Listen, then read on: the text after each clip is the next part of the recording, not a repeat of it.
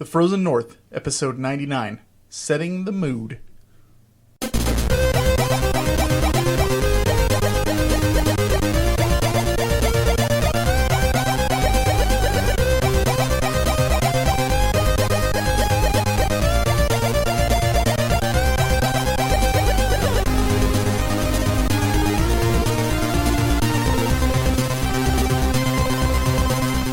Hello everybody, welcome to episode number 99 of the Frozen North Gaming Podcast. My name is JJ and I'm here with a couple of good friends of mine, Mark.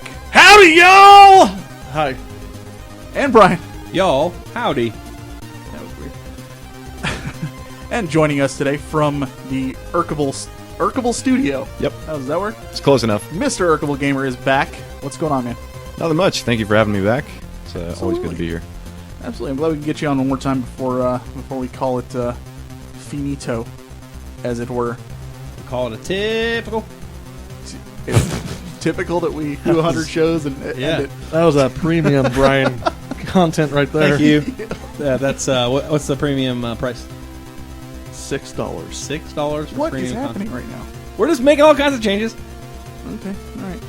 What the heck have you guys been playing? Brian, why don't we start with you? World of Warcraft, we won't go into that because I talk about it every week. Still raiding, still doing the fun stuff. Dragon Ball Xenoverse 1. I've been playing through that again on PC this time because I'm going to get Xenoverse 2 on PC. Got my guy to level 91. I was addicted this weekend. I was playing nonstop. Love it. Love the series. I mean, it's not the best fighting game.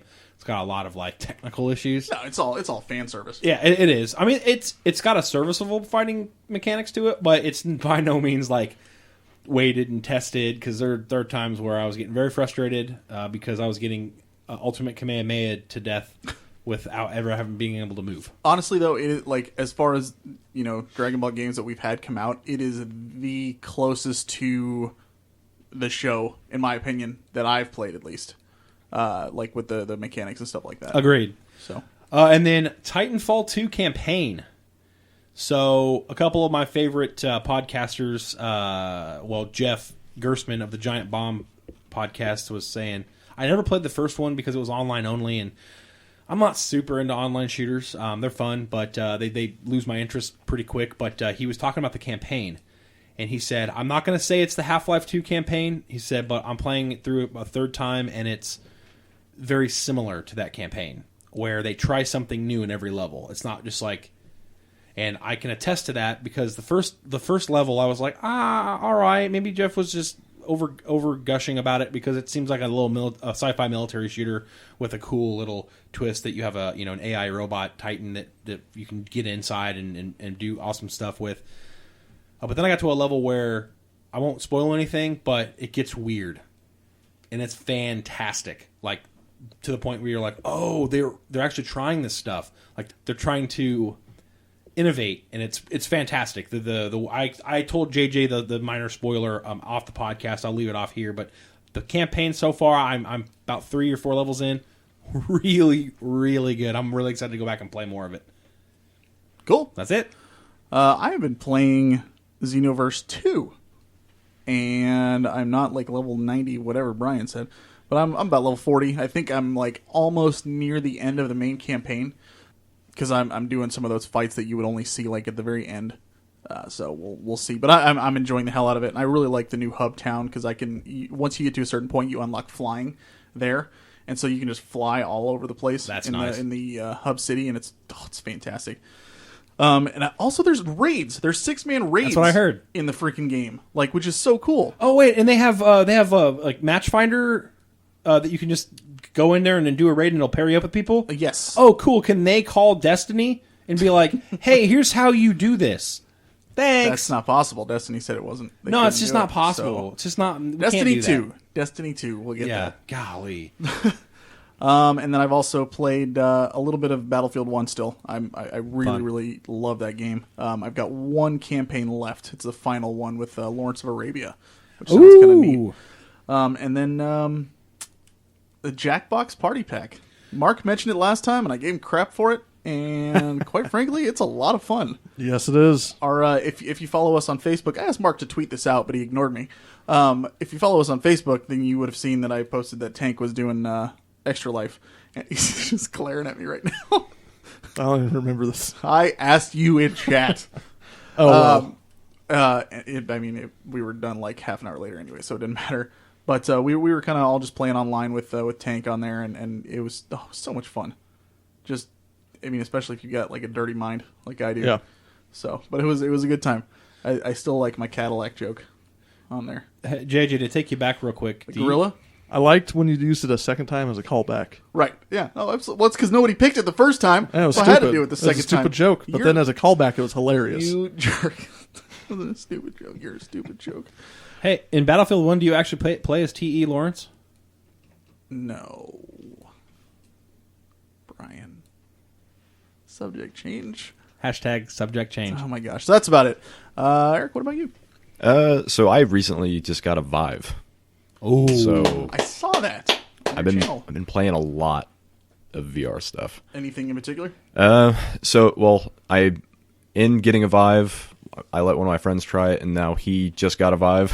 yeah, that's how it course. works. Yep. There we go. So there's probably the thing that has the most potential right now, besides the budget cuts demo, is a military shooter called Onward. You have full control, like you're on whatever your not dominant hand is. The touchpad acts as a analog stick, Okay. so you can move around that way. But think of it, it's your standard military shooter, but you have to actually physically reload the weapons. Awesome. Your pistol's down at your side, so you have to put it back on your chest and then reach down Oh, wow. and stuff. That's you have awesome. to actually stabilize the weapons. It's a 4v4 multiplayer game, and the coolest thing that we experienced, we were just doing a shooting range thing, and we were having a conversation, and we suddenly realized that we're in 3D space talking and emoting, and we can see each other like nodding and using our hands That's That's in incredible. conversation, but we're not in the same place. Right. That's so But cool. it felt get like on we that. were. So Yep. Well, I don't. Speaking of VR, I played here London Heist. You did. You get to try my PSVR. Yeah, and I also tried a Vive at SoPro. I played Space Pirate Simulator, and I am 100% sold on VR. With the caveat being, I'm not ready to buy yet. The games aren't Yeah, the there games. yet. Yep. The games aren't there yet, but the technology is I definitely told- I there. told yet. you. It's there. Yeah, and I agree. The technology is A there. resolution bump's the only thing it needs. Correct, because I was the same with JJ. London Heist is cool, but in the distance, things get blurry because of the Yeah. pixels. But that's fine. I mean, honestly, I was telling him when I was playing London Heist, I'd open the door. You can reach down, open the door in the car, and then look out behind you in the road. And I would try to put my gun out the door, like reaching back, but I'd hit the couch, and my brain went, "Whoa, wait!" My brain was actually going like, "Whoa, this is not supposed to be doing." And I was like, "Oh Yeah. wait, there's a couch." So it's really cool. Yeah. So the Vive. We need to get Brandon to just post that video online of him playing. That sounds amazing. Yep. Yeah, PSVR. I've been playing Eve Valkyrie like crazy on that thing. I love being a pilot and in space. Actually, funny story. I'm going to brag a little bit because this was actually kind of cool. I jumped into it, and it's on the Vive too, isn't it? yes, I think so. Yeah, Have you is. tried it? I've tried it on PSVR at a Best Buy Oh, okay. demo thing. So Is it just the demo, or is the actual full game? that it was a demo. It was Okay. some single player stuff. So when you start the game, for some reason it puts you right into a mode where you can push X and go straight into a PvP match, just without even saying like, what mode do you want to do? Do you want to go single player? Do you want to do campaign? Do you want to do these memory things they have? Whatever. Well, when I first got the game, I hadn't done anything other than I flew through some rings that they were like, here's how you fly through rings. We're going to put some stationary objects to teach you how to shoot your guns and your missiles. So that was it. That was all I had. So it drops you into the main game, and then it says, do you want to basically start playing? So I'm like, oh, sure, no problem. I want to do the single-player campaign. So I push X and go forward, and it puts you into this room where you've got other characters around you, and you're all sitting there listening to somebody give you a mission briefing. And it's a match, so you're just going against the other team. Yep. I'm sitting there and I'm like, man, this is going to be incredible. This is going to be great. So we started up, and I'm looking around for the AI, the computer people, and I see them coming at me, and I'm thinking the whole time I'm playing against freaking AI. Like, I thought this was single player campaign and whatnot. I freaking, first time in doing anything in the game, I decimate everybody else. Like, absolutely just crushed them. The only reason I knew that it was an actual PvP match was because at the end I got a trophy that said win first place as a squad leader in a PvP match. And I was like, what the? That was PvP? That's awesome. Yeah, dude, I freaking killed it. Like, I felt so cool afterwards. Funny enough, I haven't done PvP since on that game. When you know it's worse. Yeah, go out on top. 100%. Get out on top. Yeah, absolutely. But I've been playing the heck out of the single player because I really like it. Mark, what have you been playing? Wait, has he been playing anything else? Is that everything? Battlefield. A Battlefield? little bit. Battlefield 1? Yeah. Online or campaign? Online. Online. Online is cool with that many people. Yeah, it's good. It's a lot of fun. Well, what's stuff. the map size? What are the team sizes? 64. Well, that's 32 total, and so 32. yeah. Wow. Yeah, it's incredible. Okay. I can't remember if I talked about this last time or not. Did I say that I played a video game called Accounting? No.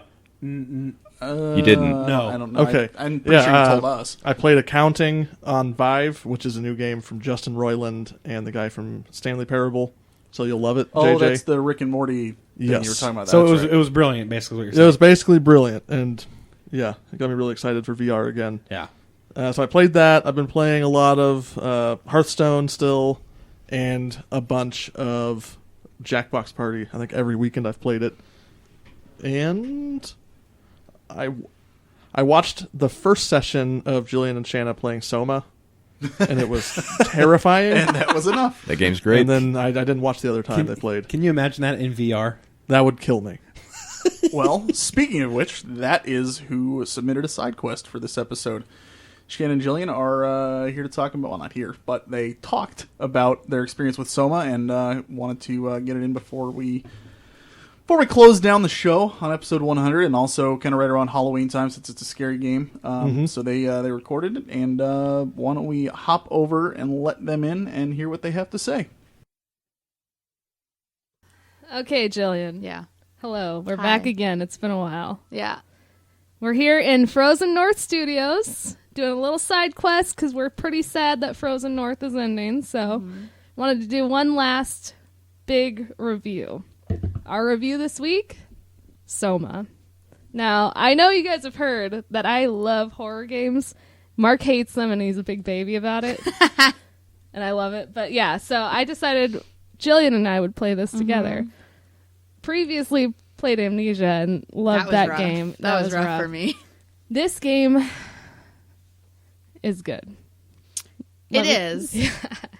I think it's more I want to say it's more story driven, but it's not really. It's No. the same, but it's just a different. I think you're right though, because like the details you get in Amnesia are more like less solid. You Yeah. find those little orbs, and it's talking about the strange geometry he found in his travels and stuff.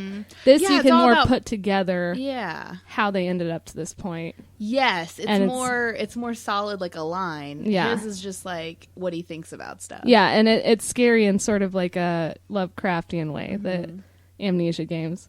So one of the big things is, what is it to be human? What makes up your identity? Is it your collective memories?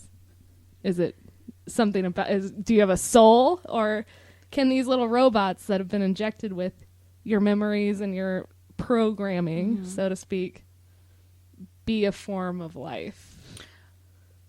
Well, you say that, and then I'm thinking about there was this one part in the game where one character was saying, "I wonder what the actual me would have thought."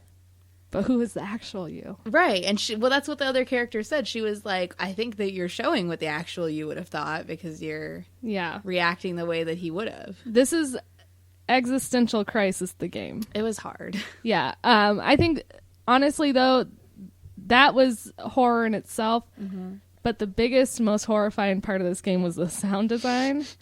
like hearing your character's heartbeat, hearing his labored breathing, seeing the glitches. The glitches were scary, and then another thing that reminded me a lot of Amnesia is when the monster's getting too close to you, it does that screeching sound. Oh god, and that like just sends a chill down your spine. I'm really glad that you were there to play it with me because I don't think I would have gotten as far as I know I wouldn't have gotten as far because I bought Amnesia after I saw you play it, and I tried to play it on my own. Yeah. And I did not. I don't even think I got to the middle of the game. Yeah, and I really want to talk about some of the plot points, but I don't want to spoil it for anyone.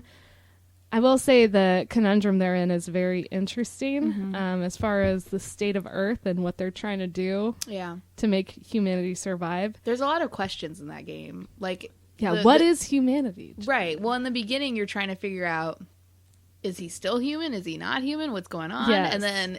like that question gets answered, but then it's like, what happened to the world? And that I don't know. It's and like a lot of the implanted personalities don't remember what happened leading up to them being implanted, and it's just. I kind of want a prequel game to that almost. To see what's going on. Well, to see what it was like before, because there was all this other stuff going on. Yeah, and then in they the were world. like, and then something happened, and then they were like, okay, well, we got to get this ARC project going. Yeah, dude. I don't know. Yeah, I don't know. I like how slowly it unfolds, though, and I think they're good at that. Is, why am I here? What am I doing? Yeah. That the uncertainty really helps amplify the horror of it. I want to talk about our different play styles. Okay. In horror games, Jillian, when you're scared, what do you do? I crouch and I hide behind stuff. That's. I don't enter a room until I look around both sides of the door that I'm hiding behind. Yes, you do a lot of peeking. I do. You do a lot of peeking. Going forward. And then, what was that? I gotta go back. Up, shut the door. Let's relax for a second. So I will say that probably Takes me us twice as long. Yes, us playing through not quite as quickly as you might hope. Me, when I feel a fright coming on, instant pause. I have to collect myself, maybe stand up and pace around the room for a little bit, and then running. Yeah. Which is why I get killed more. Yeah, but I think you get stuff done faster than me. Like, I don't die as much, but I mean, I definitely, like, it takes me like 5 minutes to get through a room. Yeah. And I got to look at everything. Yeah, Although looking at too, everything. yeah. That's like one of the highlights of the game is how much you can learn about things that aren't necessarily relevant to the story, but relevant to the characters that are making up the story. Like learning a little bit about who they are. Like there's a part where you can explore the cabins, and we went through every cabin and looked at every item. I mean, you get from the game what you put into it. And I guess if you don't care about those, there's surveys you can do throughout and you can ignore stuff. But what I really enjoyed was the whole atmosphere, including those things that you can pick up and examine. And those little things you can put together just by looking at different items in a room. Would you recommend people play this game? Yes, especially if you played Amnesia and you enjoyed Amnesia. It's very similar, but also different at the same time. Yeah, I thought it wouldn't be as scary when I watched the promo, but it does. I will say there was a point when we were playing where I was like, "This is terrifying." And then later we were playing, and I was like, man, I wish we were facing that other stuff that I thought was scary. That's true. That's true. Yeah. Oh, man, like, there's certain things that, like, oh, my God, there's, like, a monster that comes and looks for you, and if you just don't look at it, it goes away. But the feeling of looking, crouching in a corner, and just staying still while everything's going haywire around you, and like the sound is like blaring in your ears, like, and your heart is beating, and like you don't want to turn around and check. Oh God, so good. That was really good. And then, but that one was easier, even though it could see you. That one was easier to run away from. Than future monsters where you can click on your flashlight and they come running for you. Yeah, literally sprinting for you. Oh man, those were fast. You cannot outrun those. You just gotta be careful. I think the first set of monsters, I think that's where you probably shine. Yeah, because you can outrun them. Yes, but the second set, that's probably because I'm like, let me just because you're like, I'm just gonna be full crouch, get those thigh muscles not make crazy any sound at all. Yeah, that was great. One thing I do want to say is I like how you'll get comfortable with something and then it throws you into a horrifying situation. So you'll deal with like the scariest thing you can imagine, and then you'll be given like, I don't know, 30 minutes to an hour playtime where you're just kind of investigating and seeing what's going on, and then again back into the it does a good job of like keeping you on your toes because then it's so calm and you're like something bad's gonna happen. And you keep thinking, okay, it's gonna be now. Those and then calm it's not. parts. Like I was like, oh god, okay, now I can relax for a little bit. Let me just explore around. And maybe that's why I was so investigative, is because I didn't want to go forward. Like, that could the be. thought of like leaving a room always frightened me. But yeah, okay, that's all I got. Frozen North has been great. Happy Halloween. This is kind of a post-Halloween spooky review. Signing off. I guess Mark is laughing at me. All right, we're done. Bye. Bye. And the crew is back. Thank you very much, Shannon and Jillian. We appreciate your submission and your insight on Soma, because Lord knows Mark wasn't going to play it. Too scary. I appreciate it. At the very beginning of that, they browbeat Mark. True. That Very was good. pretty good. Yeah. Pretty solid. Now, I actually, out of the three of us here, we have not played this. Eric, you've got this on your channel, though, a full Yes, I playthrough. do. Do you kind of agree with what they were saying for the most part? Yeah, like gameplay wise, it's nothing special. You're just sneaking around monsters, but the narrative was enough to like pull me all the way to the end, and then some. It's just tackles some pretty basic philosophy concepts without spoiling anything, but it makes you think, and That's that always a I plus. really appreciate about it. So Cool. Good one to try out over Halloween at some point. Solid. All right. It's definitely one that I've been curious about, because I've heard that quite a bit, that the story is really, really good. Wait like 360 days and then play it next Halloween.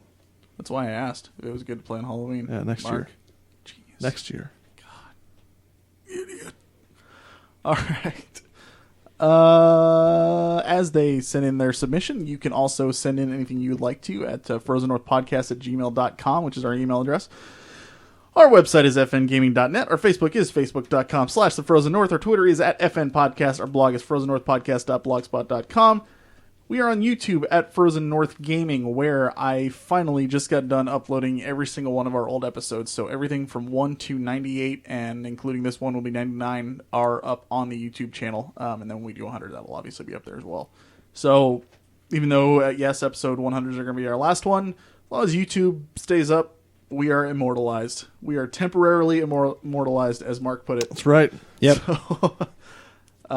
So and also I want to say keep an eye on that channel as well, because when we do end, I imagine we'll probably do something somewhere down the line, not anytime soon, but Mark and I were kind of joking around and like, year or two, maybe we'll come back to do a reunion episode or some crap like that. Yeah. See how everybody's doing. Brian will just still be playing World of Warcraft. That's a good bet, but I play other games too, so whatever, Mark.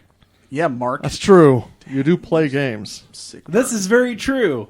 And we're on iTunes, where you can go to subscribe to and rate us on there. And I think that's probably the last time I'm going to have to plug all that stuff, because we won't really need to worry Plug about it next week. Or next Dude, plug episode. it next week for Really need fun. But yeah, just to as kind of a segue to remind you guys about episode 100, it is coming up in 2 more weeks, and we've got a couple submissions, but I am not putting any caps or limits on how much or how long they can be. Talk about anything you want. Send us a really long email. Send us a side quest like the girls did, and we will just play it. Yep. Whatever you want to do. You want to do your own top 5 list. You want to do a game review. You want to just come on and be like, all right, here's what you guys have sucked for the past 100 episodes. Yes. Anything you want to Browbeat do. Mark. Go to Browbeat Mark. Send Brian hate mail. Yes. Any of that stuff. Send it in, and I want to just include it all in the show. I want to put it all together. Tell us who you voted for. That's not even remotely something that I want to put on here Pass. at all. So, 2 more weeks. judging by what you just said, I could theoretically record myself doing a dramatic reenactment of one of your guys' episodes. You could. Where I play all of you. Like a full episode? Oh, that Yeah. would be awesome. And then you, That sounds you have to amazing. put it in.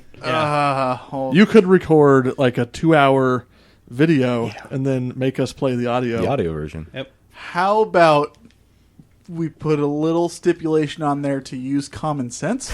No. And maybe, No. Maybe like be nice to me, because I'm Okay. the one that has to edit it eventually.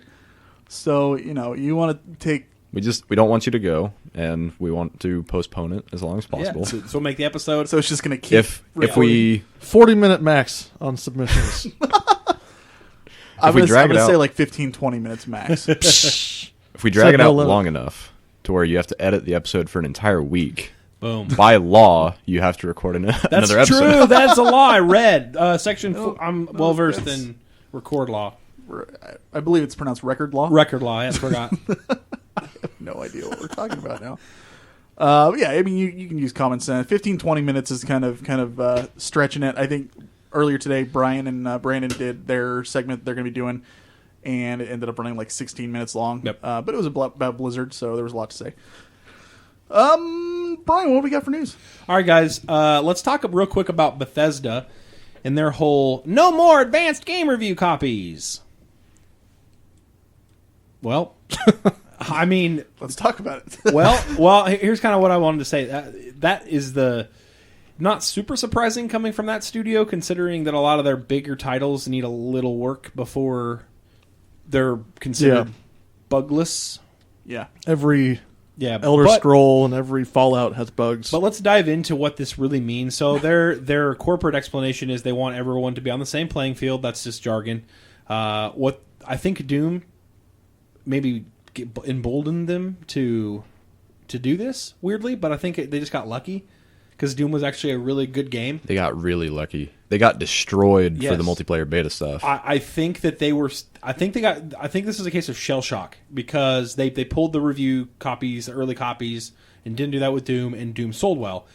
But it's not to do with the fact that there weren't early review copies. It's the fact that that game was actually exceptionally good. The single player campaign is still amazing. It's one of my favorite single player campaigns of all time. Agreed. And so this screams to me, because here's the thing about this. This screams to me, I guarantee you there's still going to be early copies going to streamers and YouTubers with the contract saying, hey, make sure you play this in a positive light, right? That they do all the time. This is a new marketing strategy for games. They give them to streamers and they say, hey, just don't talk bad about it. Just, enjoy it. Here's a free copy early. Play it. Get it out there, right? But they're pulling the stuff that could be critically bad to them, right? Because they're worried about everyone playing on the same playing field. Yet they're still going to come out with, hey, pre-order bonuses. Yeah. Nah. It just screams to me like there are some game companies that understand, and then some game companies that are like, how do we literally wring every cent that we can? And I get that it's business, and business is first. If you don't make money, you don't succeed in business. But there are definite lines along that broad stroke I just wrote where, yes, making money is key, but then there are right ways and wrong ways to do it, especially within each industry. And I feel like it's not a huge deal that they pull reviews. I don't pre-order games anyway. Exactly. But it would be nice to check at my favorite review site and go, oh, cool, I want to pick up this game. Well, I got to wait about a week after launch to pick it up. Okay, that's fine. But yet they're still going to offer all kinds of really cool pre-order bonuses. I don't know. What do you guys think? My thing, I'll echo what Jeff Gersman talked about over at Giant Bomb. Yep. His whole thing was, this sucks, but it makes sense from their perspective. But the main issue being that they can't have it both ways with giving preview coverage. Right. Because then they're using their audience for getting basically positive promotional material out there for pre-release, but then not giving them early access to a game to actually dive into it critically. Right. And, yes, negativity is bad for them, but it's a necessary part of the industry. Right. It's good for the consumer. We all love games, but if a bad game is bad, we would like to know about it. It's not a consumer-friendly decision. Yeah. No. So, it's don't reward them for this decision. I'm just going to put that out there. Don't pre-order games. You still ultimately make the decision if you're going to buy a game or not. Make their day one sales really bad because you're waiting for the review, and then they go, oh yeah, that's why we let people review games in advance. Or they go, we should probably make our games less buggy when they launch so that we don't get shredded in reviews. I mean, it's just, if you keep rewarding them for making these decisions, they're just going to keep doing it. It's nature of the beast. There you have it. So the rumor, next piece of news, it's a rumor. It's not official news, but March 17th for the Switch, there was a leak. Points towards that time for the Nintendo Switch? Are you all going to be picking this up spring 2017? Maybe. I probably won't get it at launch. I say that now. I am. I say that now, but that new 3D Mario just really, that's my selling point for me. I wanted one so bad on the Wii U, and we never really got one other than 3D Land, whatever it's called, right. which was a fun game. But it wasn't, Mario Galaxy, Mario 64, Mario Sunshine. It wasn't one of those. Right. And that's kind of what I was hoping for, and that's what this one looks like, and it looks like it's also multiplayer too. So that's my selling point, and I would like to see a little bit more on that before it comes out. So we'll see. I'm probably getting it. Shanna's favorite game series is Zelda, and one of her favorite games in the last few years was Skyrim. Yep. So this new Zelda is perfect for her. It's the marriage of both. Yeah. And since we don't have the Wii U, it just makes sense to get the Switch. Yep. There you go. Anyone else? Okay. That's just, like I said, it's not official. It got leaked, so I'm just kind of sharing it now. Could be, March 2019 for all I know. It's just right now it's the rumor. If the Switch sucks, we're going to make a special episode, even though we're going to be done. Correct. Just to complain about the Switch. Yep. We are, huh? Mark is for yes. sure. I'm telling you now, JJ. All right. Sounds good. Okay, THQ Nordic. Sorry, they're THQ Nordic now. Acquires all of Novalogic franchises. If you don't know about Novalogic, they created games for about 30 years, from the 80s till about the late 2000s, including Comanche, F-22, and Delta Force series. So, looks like those might be making a return. I don't know that THQ Nordic just bought the franchises, so we'll see what comes out of them. But that's pretty exciting that a studio's getting to get their meats on some older and beloved franchises. I'm sorry, they're going to get their meats on their meats. their old Yeah, their mitts. franchises? Meats. It was meat hooks or mitts, and I couldn't really go, so I just went with meats. Yep. I like meats. Meats, yeah. Let's see. Oh, and there's some really huge uproar right now with, if you're a Call of Duty fan and a PC gamer, with the decision that Microsoft made to segregate their Windows Store purchases with Steam. So I was trying to think about it. So here's what happened. If you are a PC gamer and you were like, "Hey, I want to pick up Infinite Warfare," if you bought it on the Microsoft Store, you cannot play with people who bought it on Steam. They are segregated communities. There's no crossplay, which is really dumb because it's. Whoops. Here's the other thing. It's a peer-to-peer connection. So why? Okay. Like, yeah. So I was sitting there thinking, like, okay, why would they do this? Let's look at positives and negatives, right? So the negative being, if they didn't do this, that maybe more people bought on Steam. Maybe. This is classic Microsoft logic. Yeah, but here's the thing. Oh, we don't want to lose our customers we don't have to Steam. That's exactly what I was going to say. I was going to get at that.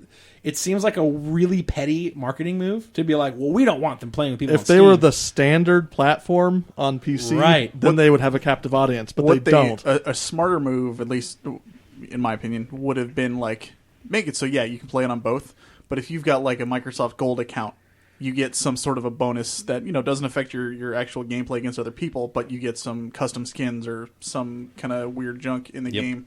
That way you're playing through Microsoft still if you really want it that bad. Right. But you're not alienating freaking... that's just so stupid. And peer-to-peer is very outdated. If you don't know, a lot of the new multiplayer games use servers instead of peer-to-peer. Peer-to-peer causes issues that they're easy to hack. They're easy to cheat. If the host just pulls the plug, you're going to have issues. You're blinding me with a glare.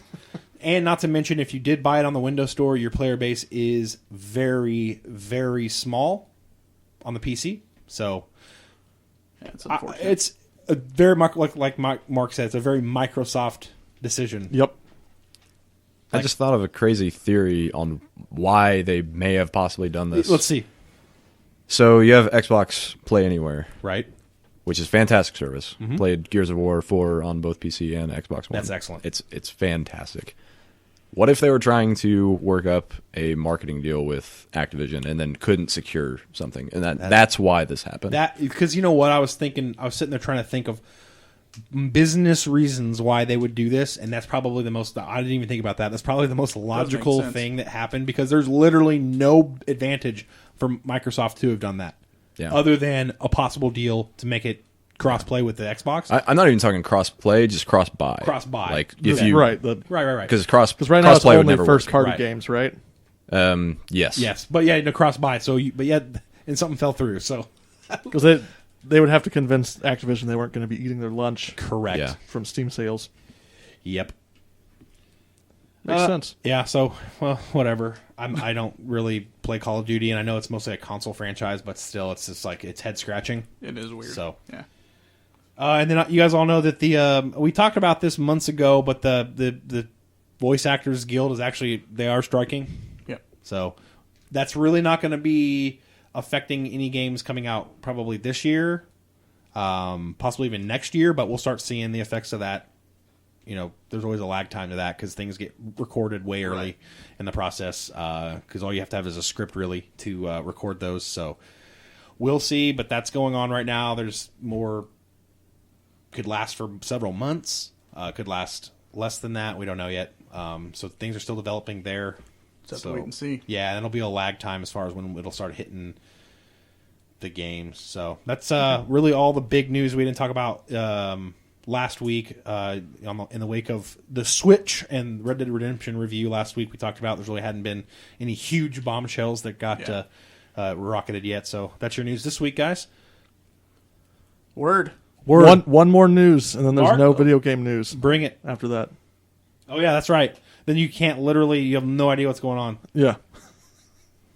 Oh, I thought you meant you had something for this. I did too. What? I see what you mean. I did too at the very first, but then I realized it was Mark He's Humor. talking about episode 100. Yeah. Yeah, Mark Humor, basically. Mark Humor. He gets it. Nobody Mark, else does. one more episode. So, all right. So we got a top 5 this week. A few episodes ago, I had said I was trying to kind of come up with ideas for the next few, and I was like, if anybody has any ideas they want us to do, specific top 5s, or put anything together, anything like that. And a couple people reached out to us, and one of the first people to do so was Mr. Erkablegamer himself. And he was like, hey, have you guys done an episode on soundtracks, top 5 soundtracks? And I was like, I think we have, but I think it was episode 9 or 10. It was actually episode 3. 3? Yep. Oh my gosh. Yeah. So it was a while ago. What are you doing? He's trying to glare. He's doing it to me earlier. Once. You're the worst ever. Oh yeah, that's feel awesome. my pain.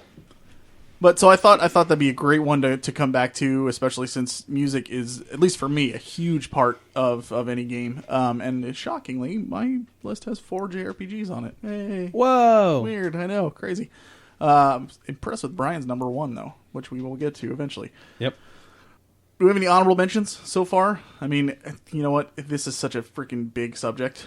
Why don't we go into it? Because we got tons of stuff that to get to here. Yeah, a lot of my honorable mentions are already on lists. I think we're just going to go down the list from how it is listed on the notes. Sounds good. Me, Okay. then Eric, then Brian, then Mark. My number 5 video game soundtrack is Everybody's Gone to the Rapture, but it shows up later on somebody else's list. Okay. So we'll talk about it then. I would imagine probably the only other person who's played this game here. Eric, All number right. 5. My number 5 is Hotline Miami. Which Solid. It's kind of a cheat because none of the music was made directly for the game. I was gonna say because I was trying to look up the composers and stuff for these games. It's just various artists. It's music that existed before the game. Yeah. Marries well, correct? Yes, it's makes you want to murder, It does. and that's what that game is all about. Sounds wonderful. Yeah, it's surprising how well the music fits that game aesthetically with this 80s drug trip of a murder simulator. But it's just really just heavy beats, like electronic 80s style. It's fantastic. Cool. That's really all I have to say about it. Solid. Yeah.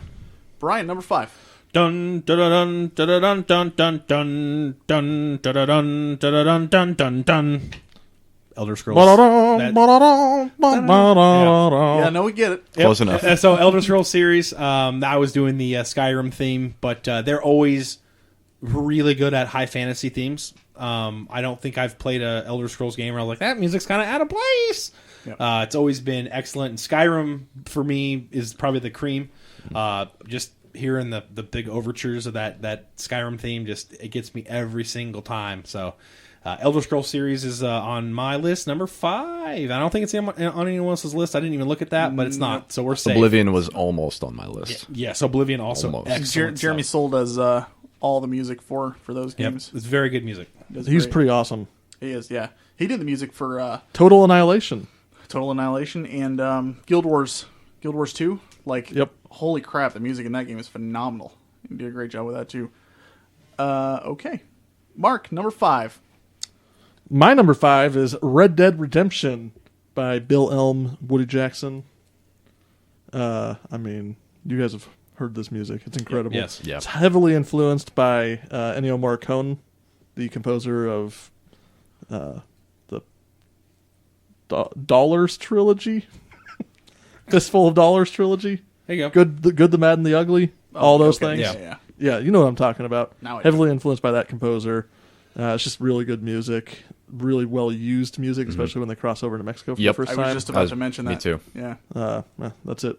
That is a music. I really hope that they can capture that again with the new one. Yeah. Oh, I can't wait for the next Red Dead game. It is going to be sweet. What system you get it on? I don't know. Probably PS4. Yes, there you go. Switch. Switch. Yeah. Off topic, but I'm conflicted about getting a Pro. I'm I am actually. too. How come? I'm getting one this week. I have my PS4. I have PSVR works Yeah. great on it. I don't really have any reason to get a Pro. I just bought a Vive. True. Is my main. True. Yeah. So I mean, the only reason I was thinking about getting it was because I wasn't sure how the regular would run with the PSVR. True. And I mean, you saw it ran, Sure. great. So I'm not. yeah. I don't really have any. You may see struggles with it later with titles that come out, Maybe. but then you can always upgrade to a Pro. And if that's the case, then yeah, I probably will. And I'll wait for a price drop on that. But for right now, I really. And plus, I just upgraded my hard drive to a 2 terabyte inside of it. So You can always take that out and put in the new one. I know, but I'm really terrible at taking apart that stuff, and so it took me way longer than it probably should have. Right on. So, okay, so that would be Mark's number 5, Red Dead Redemption. Number 4, my number 4 is Suikoden 3. Oh man, I'm gonna butcher these names. Here we go. Yep. 3 names: Michiru Yamane, Keiko Fukami, Masahiko Kimura. I thought that was Nice. pretty Convinced good. me. Not bad. Okay. Mark's going All to right. get to pronounce some ones here soon. Honestly, like this was on my list last time, and still is phenomenal this day. If you want a taste of what the music in this game sounds like, I mean, first of all, the whole Suikoden series has great music, but if you want a taste of what this game's music sounds like, just go to YouTube, type in Suikoden 3 opening, and just listen to that. Well, watch it and listen to it, and it's so good. This soundtrack really good. grew on me, honestly. Yeah. At first, I didn't like it as much as 2, but after a while, it's become my favorite. It starts to kind of, and I mean, this is a common thing with every JRPG, well, every RPG in general, because you're in the same area over and over again. When it starts to loop, kind of, Yeah. sometimes it can kind of wear on you a little bit. But I mean, the music in this game is just solid. It's really, really good. So, and definitely go check out that video of the intro. Eric, number 4. Number 4, Halo.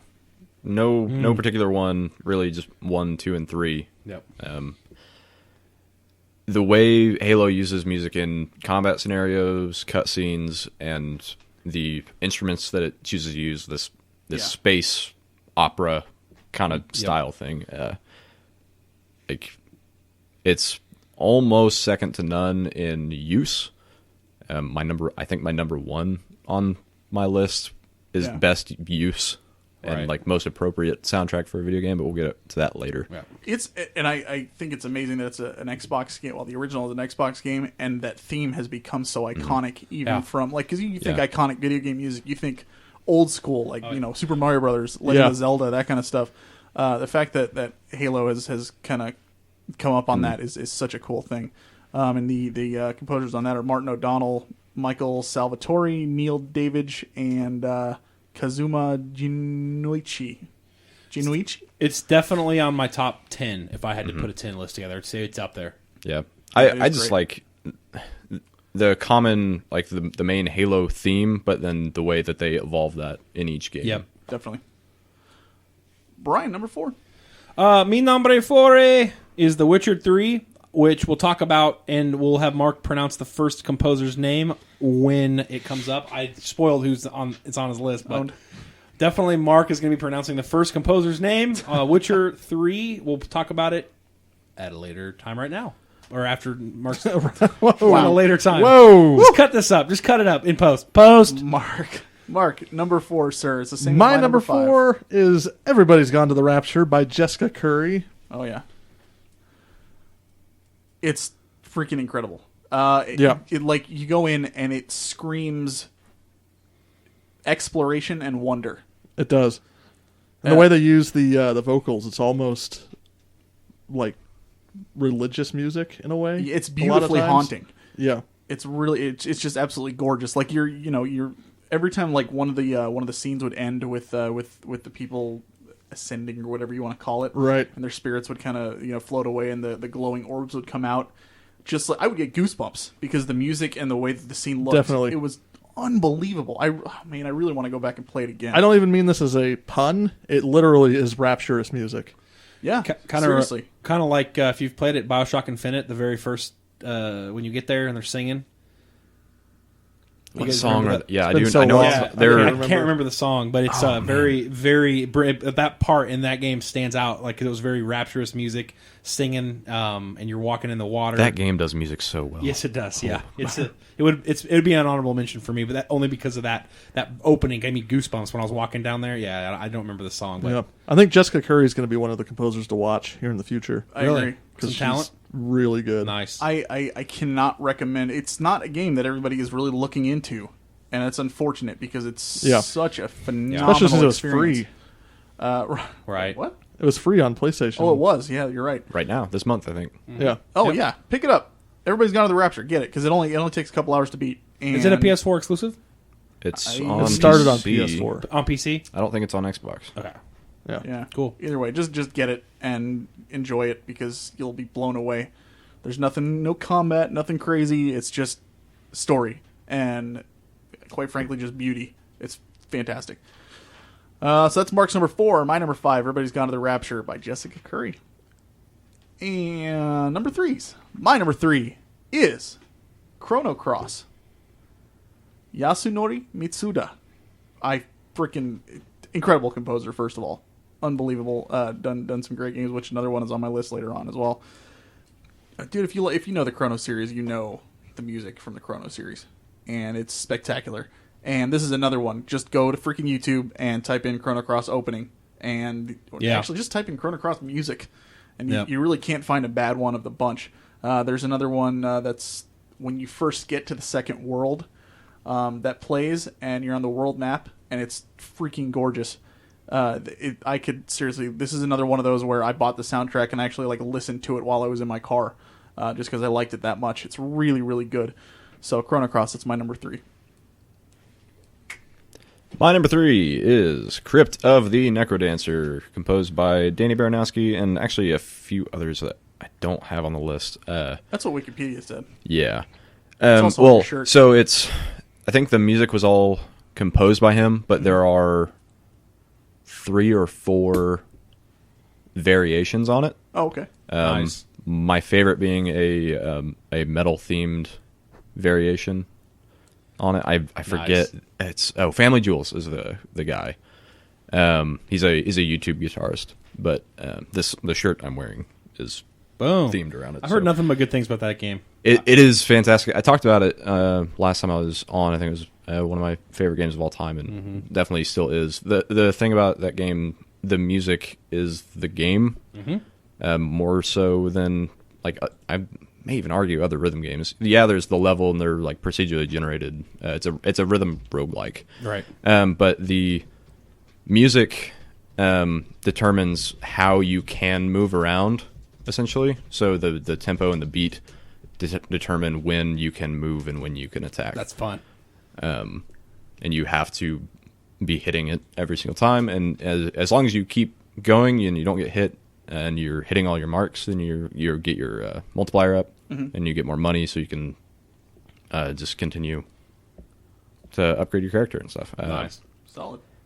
But yeah, it's fantastic. Cool. All right, number 3. Kermit the Necrodancer. Brian, number 3. My number 3 is Darksiders 2, Jasper Kidd. Too scary. Darksiders 2? I was thinking Dark Souls. Yeah, Darksiders. This is the comic book themed. Is Dark Souls scary? Dark Skull? No. Dark Souls is not really that scary. No.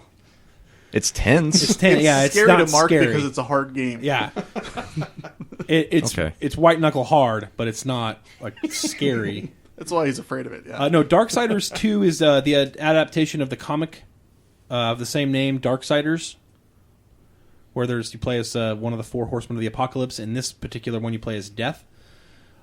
The game was okay. The game was very similar to Diablo with a loot system, and I liked the visuals and the music. The music blew me away so much that I have two of the songs from this game saved on my YouTube to listen to. There's a point where you fight a big guardian on a horseback. It's kind of very similar to Shadows of the Colossus, but when you're fighting, the music that starts playing, I literally would just ride around on my horse around the circle of this big field where the Colossus was, just listening to the music. I didn't want to finish the fight because the music was so epic and grand, and throughout the whole game, the music is like by far the top notch part of that game. So Darksiders 2 by Jasper Kidd is my number 3 of all time soundtracks. Solid. Yep. Mark, number 3. Let's hear it. My number 3 is The Witcher 3 by Marcin Przybyłowicz, Mikolaj Stroinsky, and Percival. Mm-hmm. That's my number 4. It was about as well as I would have done. Yeah. So, good for you. I mean, what do you even say about this music? Oh, I was trying to, when I was falling asleep last night, I went to my brother's for like a LAN party, and he was playing The Witcher 3, and he was in Veland.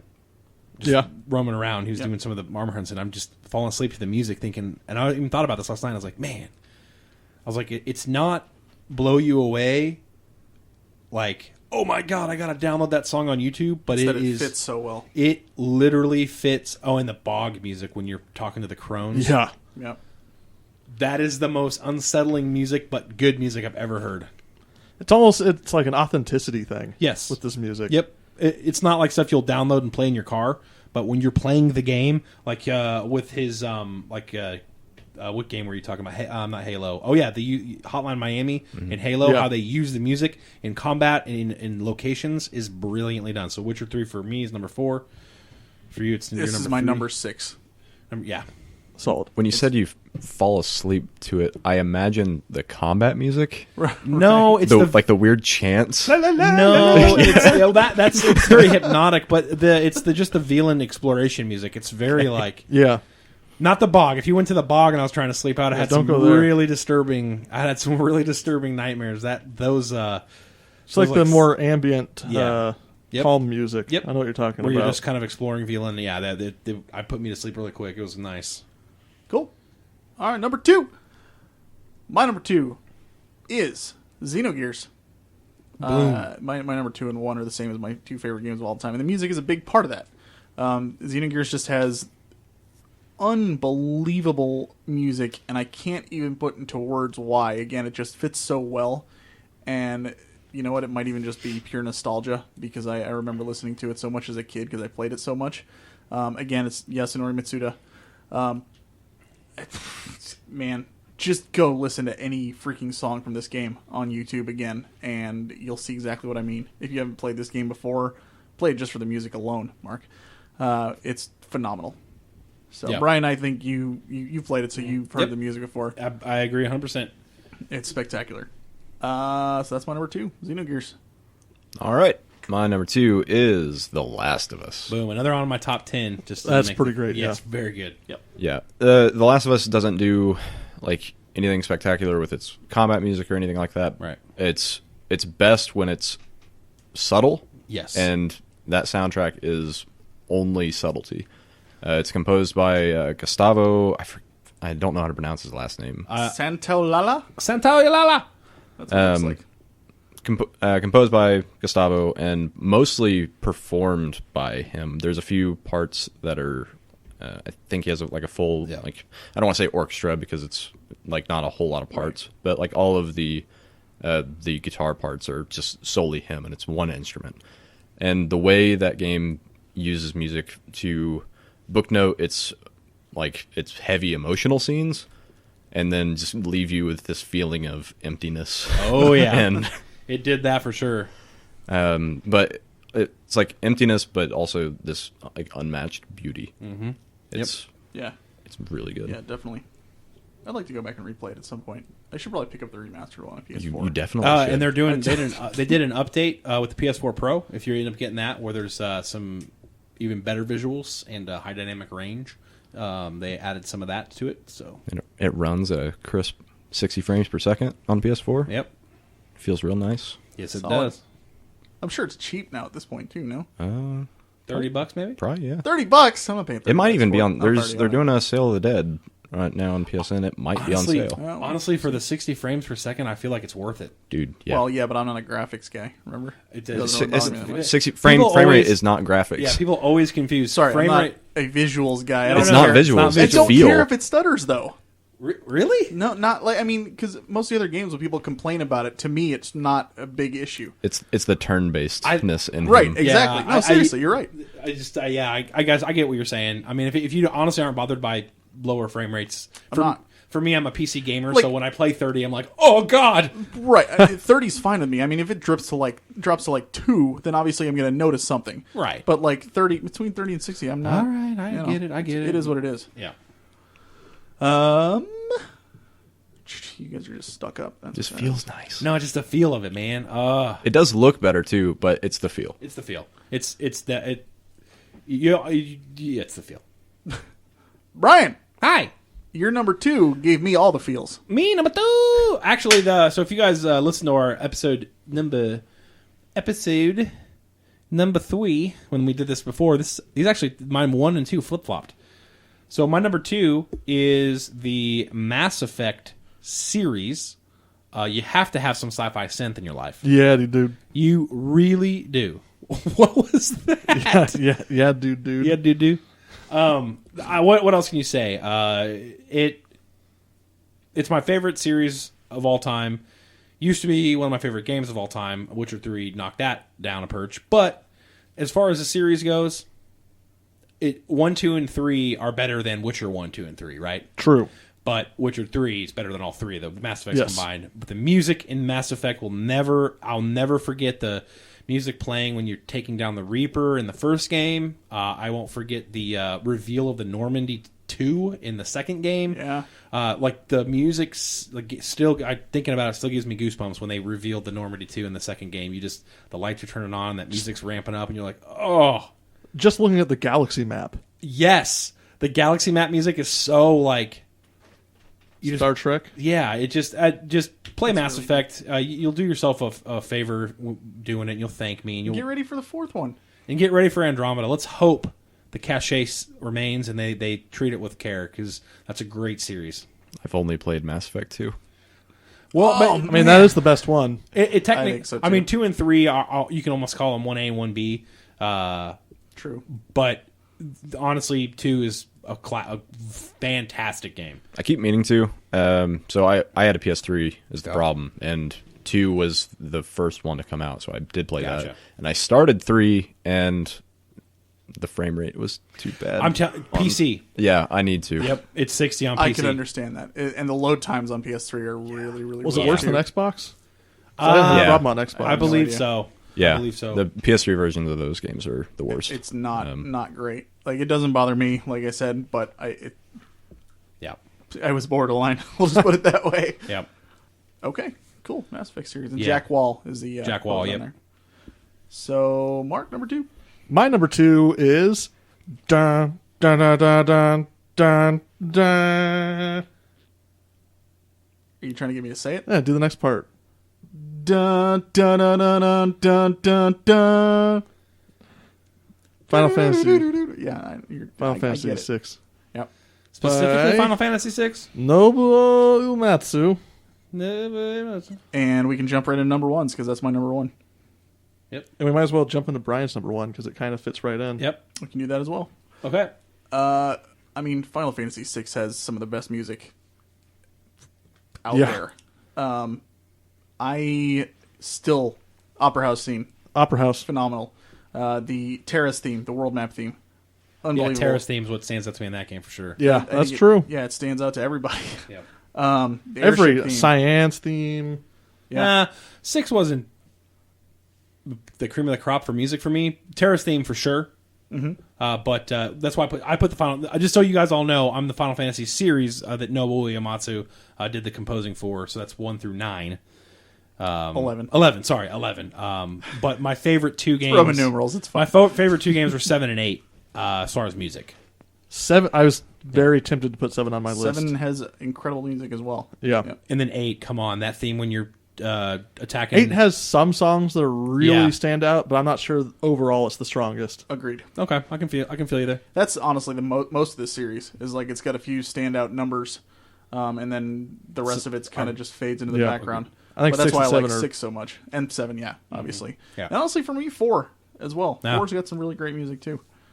Yeah, Nobuo Uematsu, man, knocks it out of the park. What's crazy is this is my new number one. Mass Effect used to be, but they flipped because I played more Final Fantasy games in between the sessions. I'd only played, some less of them. It's something that needs to be brought back with the newer entries in the series. Yep. And 14 had some phenomenal music, Oh, so yes. they did a great job with it. But 13 and even arguably 12, not that the music was bad. Well, 13 was. I don't remember. I don't know it. why they added vocals and stuff to it. Come on, it's best Final Fantasy I don't- music. I've heard that's your favorite Final Fantasy game. Yeah, no, totally. Episode 100, I am doing a countdown of the ranking every game in the series with Matt. We're gonna If be doing you that. put Nice. 13 ahead of 2, I am going to. You have If you don't put 13 ahead of 2, I guess I should. you have say. to do the opposite of what Brian wants. Damn it! I'm gonna have a meltdown. The list's already made, Brian. Don't Ah! But I mean that's like that was something that was always such a big part of the older games. Like it really set the mood, and you had to because you didn't have voice acting. You couldn't really show emotion, so you had to have this strong, overpowering music that would actually kind of I don't know instill some sort of emotion from you without everything else that we have nowadays. And it was just such a big part of it. So that was missing from the later games. So yeah, that's my number one. Mark's number 2 is Final Fantasy VI, and then Brian's got the whole kit and caboodle at Yeah, number 1. All the Nobuo Uematsu stuff through 1 through 11. Solid. All right. Number 1. My number one is a game that came out this year Yes, by the simple name of Doom. that's my number 6. Never heard of it. But by far my number 6. I don't think I've ever heard a game soundtrack that fits so perfectly with its aesthetic in a game that is so self-aware of what it is and what it's trying to do in its single-player campaign. Yep. And I probably appreciate it more than most because I'm a huge metal fan. Mm-hmm. But it's 9-string guitars, turned up to 11, heavily distorted, as well as like a whole bunch of mechanical and electronic sounds also put through distortion. Oh, wow. And it sounds dirty, Oh, yeah. raw, and similar to Hotline Miami, makes you just want to murder So it's perfect for Doom. everything. It's perfect. It fits Doom perfectly. As soon as that thing went on sale, I bought it. That is the best. A song doesn't even there's so many there's plenty of songs I can think of in video games where if you just heard it on the radio with no context or nothing, with it, you're just like, oh, okay, it's a song, whatever. But you make it fit into something like a video game, and it adds so much to both the game and the music. So that's pretty cool. Composer Mick Gordon. I don't believe I said that at the beginning. Mick Gordon. Yeah, Rip and Tear, Yep. BFG Division, Seriously. Mastermind. I know you guys haven't played it yet, but it's good. It's Really good. Cool. It also back to VR. I bought Audio Shield and have been playing the Doom music in Audio Shield because it's a rhythm game that you import your own music to. That's awesome. Is it like an upgraded Audio Surf? Yeah, basically? it's made by the Audio Surf guys. Got it. But it's play Doom, guys. Play Doom. All right, cool. That's another game on my backlog. Mark, number 1. My number 1 is The Legend of Zelda: Ocarina of Time, and it really could have just been any Koji Kondo soundtrack. I don't know if you guys have seen, if you know like the backstory of Scott Pilgrim versus the Universe, the movie. Nope. But Edgar Wright had to write Nintendo directly to ask for permission to use their music from Mario and Zelda in the movie because, from his perspective, these are literally the what's the word I'm looking for? Nursery rhymes of our generation. Oh yeah, okay. There isn't anybody out there that doesn't know the Mario theme or the Zelda theme. Yep. Yeah. It is ingrained in our minds, and this, I mean, Ocarina of Time has some incredible music in it. All the different locations you go to. I mean, you've heard the music. There's Plus, you get to do a cool little rhythm game, and you get too. to play music, which is why I picked this one. Yeah. There's a little extra. Yeah, the music is really, really good. And I'm honestly not, I've never been a huge, this is going to sound blasphemous, I've never been big on Legend of Zelda soundtracks at all. But I really do like Ocarina of Time. I know. That's a shock to me. I never knew this. The overworld theme in Link to the Past. Yeah. Oh yeah, absolutely. It's kind of like Brian was saying with some of the other games in the Final Fantasy series. Like, I love some of the main themes that you hear in those games, but then a lot of it just kind of gets flushed out as background noise to me. So I don't know. Not that it's bad. I just, not memorable in my opinion. But Ocarina of Time, hands down, by far, absolutely. Yep. So Koji Kondo, cool. There we have it. Bam. Our top 5 video game soundtracks revisited.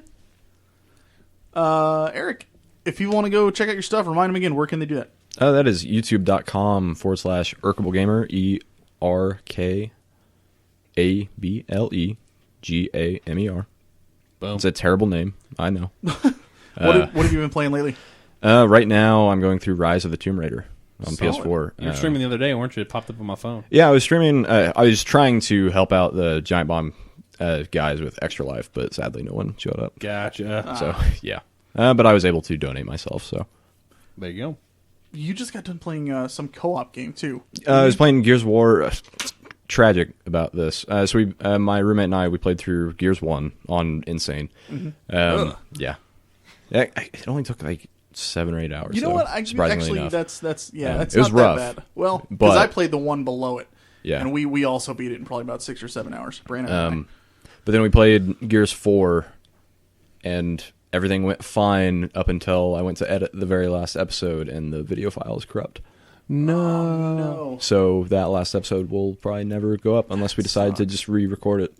Yeah, that's a bummer. Ugh. That sucked. That man. might never happen. Cliffhanger endings. I know. What happened next? What happened next, guys? Oh man! Well, thank you again for taking the time out to come hang out with us. And I'm glad you got a hold of us because I thought this was a really, really good one to go back to. Actually, being perfectly honest, if we were to go revisit any of our top 5s that we hadn't already, I think the only one we've done twice was the freaking our top 5 of all time. Yep. Like our main games. But if there was a second one, it would have been this, hands down. Agreed. So yeah, thank you very much. Yeah, thank you guys so much, and I guess I'll do a quick thank you to SoPro Gaming because that's how I found out about you guys. They had your business card up front. But I love listening to podcasts. It's what I do anytime there is dead air in my life. That's true. And you guys helped fill that dead air. I'm gonna miss you guys. Boom. Yelling in my ears all the time. Howdy, y'all. Yeah, that's Mark. So basically, Mark yells at people. That's cool. Thanks a lot. Yeah, it's traumatizing. But Stockholm syndrome sets in, and then you begin to accept it. I need it. Maybe he's not so bad. Yeah. But yeah, you guys, thank you for just being a part of my life.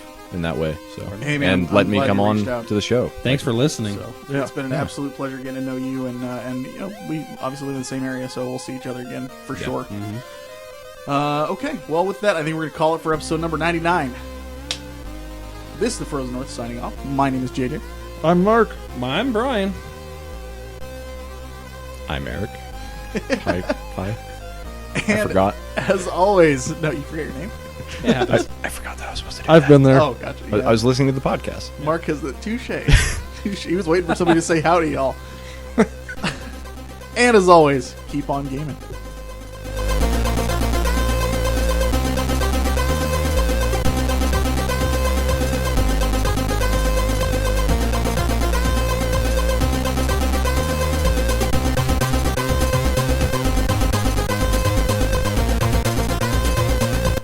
Our theme song was made available through the Creative Commons Attribution license by Ziphoid.